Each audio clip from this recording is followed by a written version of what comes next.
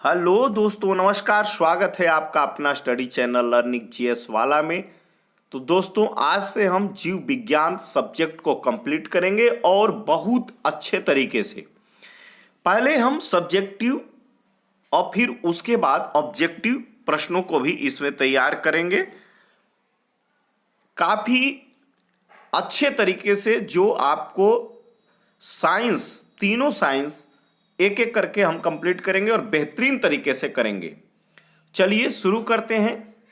तो आज के चैप्टर में हम जीव विज्ञान के प्रमुख जनक एवं जीव विज्ञान का परिचय दोनों कंप्लीट करेंगे।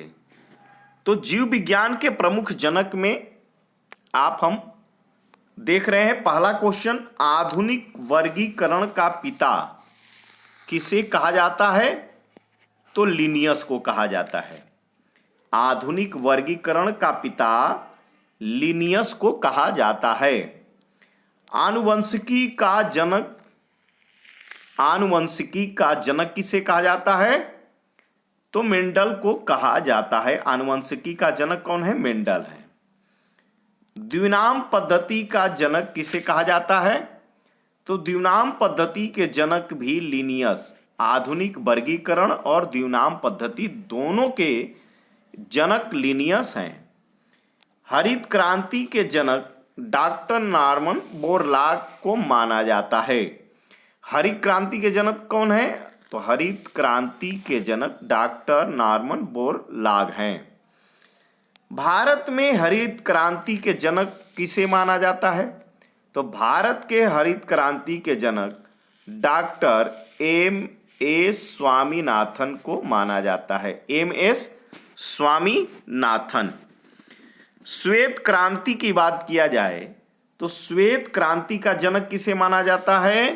तो डॉक्टर वर्गीज कुरियन को। डॉक्टर वर्गीज कुरियन को। भारतीय पारिस्थितिक का जनक रामदेव मिश्रा को माना जाता है। भारतीय पारिस्थितिक का जनक रामदेव मिश्रा। भारतीय जीवाश्म विज्ञान का जनक बीरबल साहनी को माना जाता है। जीवाश्म विज्ञान के जनक कौन थे? बीरबल साहनी। टीकाकरण का जनक किसे माना जाता है? तो एडवर्ड जेनर को टीकाकरण का जनक माना जाता है। Edward Jenner. जीवाणु विज्ञान का जनक किसे माना जाता है? तो ल्यूवेनहॉक को जीवाणु विज्ञान का जनक माना जाता है। हरित क्रांति शब्द के प्रतिपादक, तो भारत में हरित क्रांति के जनक डॉक्टर एम.एस. स्वामीनाथन हैं, लेकिन हरित क्रांति शब्द के प्रतिपादक की बात किया जाए किसे माना जाता है? तो विलियम एस गॉड को माना जाता है। अब चलिए जीव विज्ञान के हम परिचय के बारे में देखते हैं कि जीव विज्ञान क्या होता है। तो जीव विज्ञान इंग्लिश में इसे बायोलॉजी कहते हैं।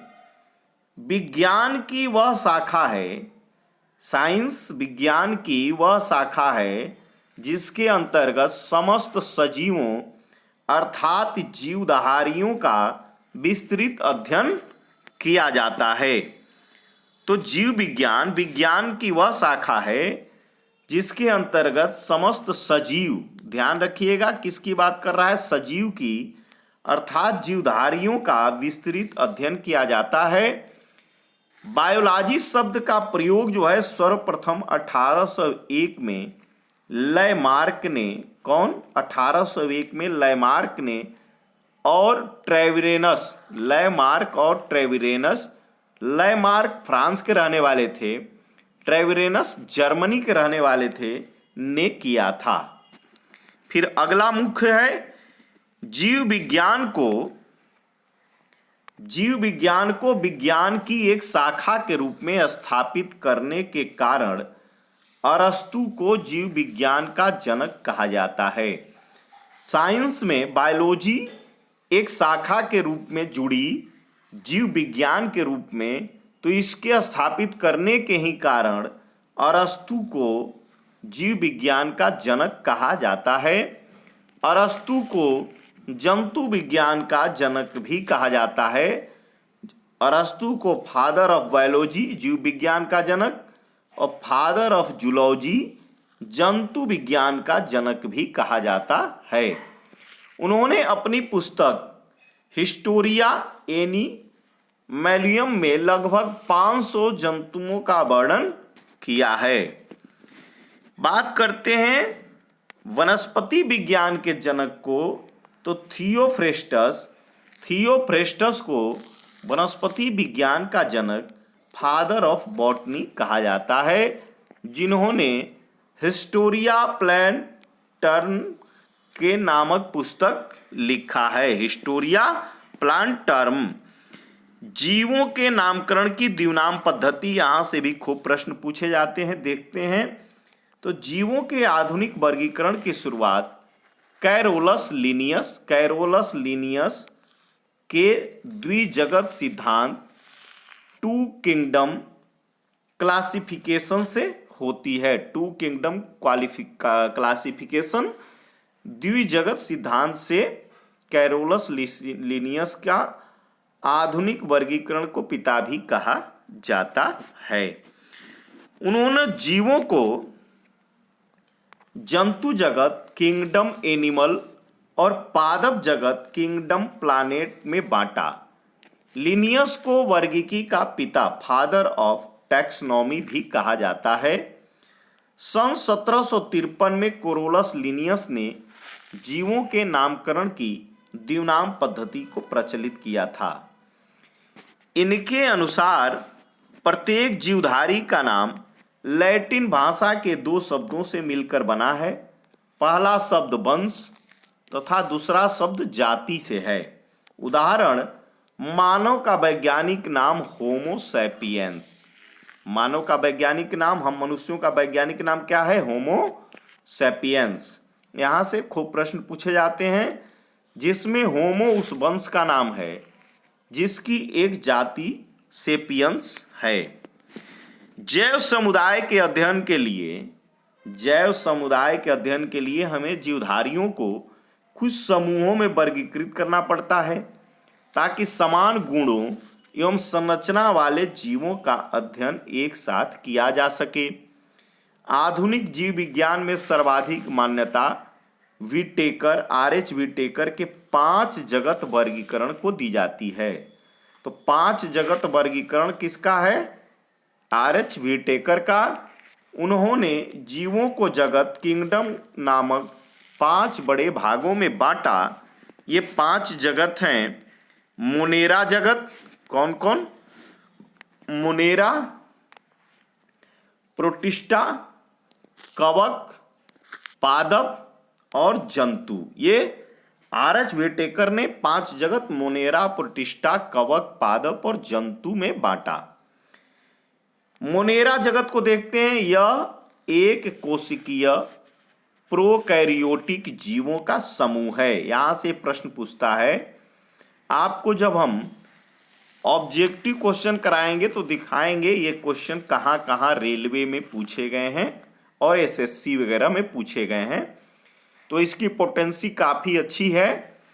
तो मोनेरा यह एक कोशिकीय प्रोकैरियोटिक जीवों का समूह है, अर्थात इनमें न तो संगठित केंद्रक होता है और न ही विकसित कोशिकांग होता है।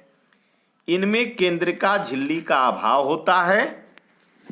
इनमें से कुछ में कोशिका भित्ति पाई जाती है तथा कुछ में नहीं।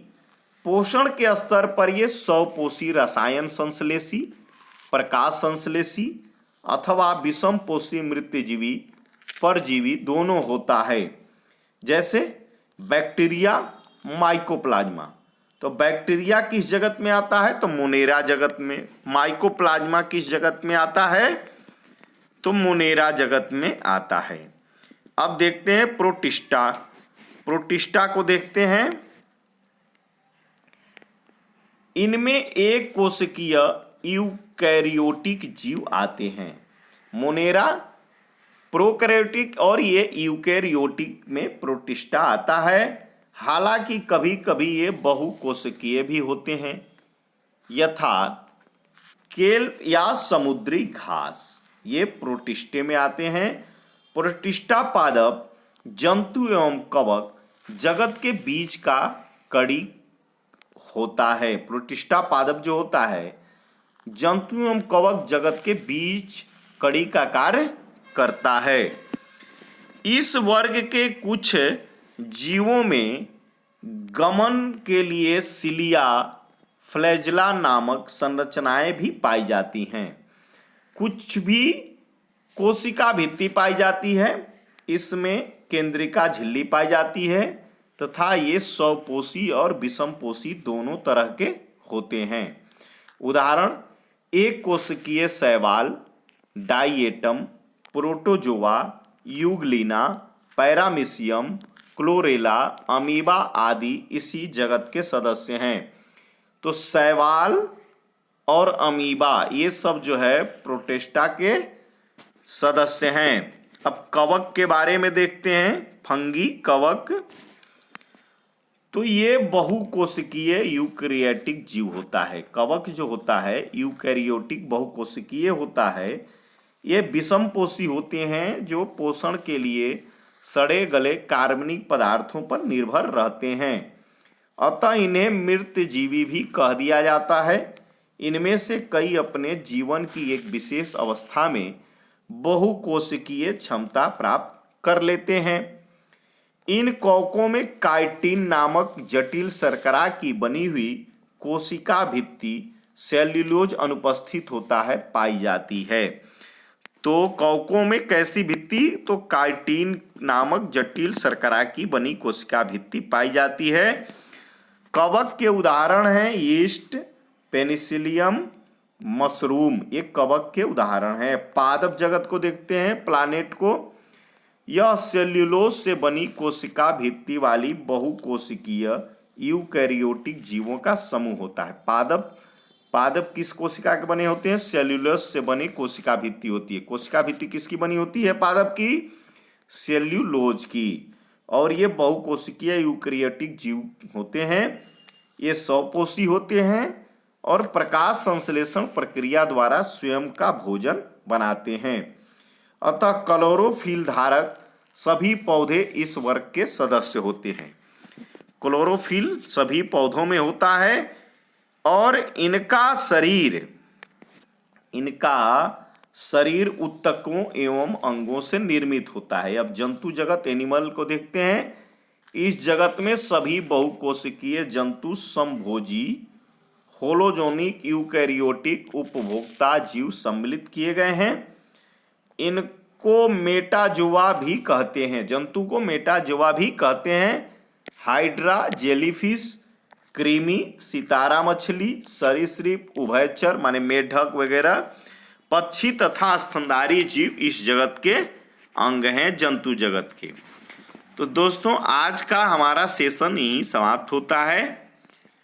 कल एक अगली वीडियो लेके आएंगे, फिर उसके बाद क्वेश्चन आंसर के रूप में आएंगे। Thanks for watching my video दोस्तों।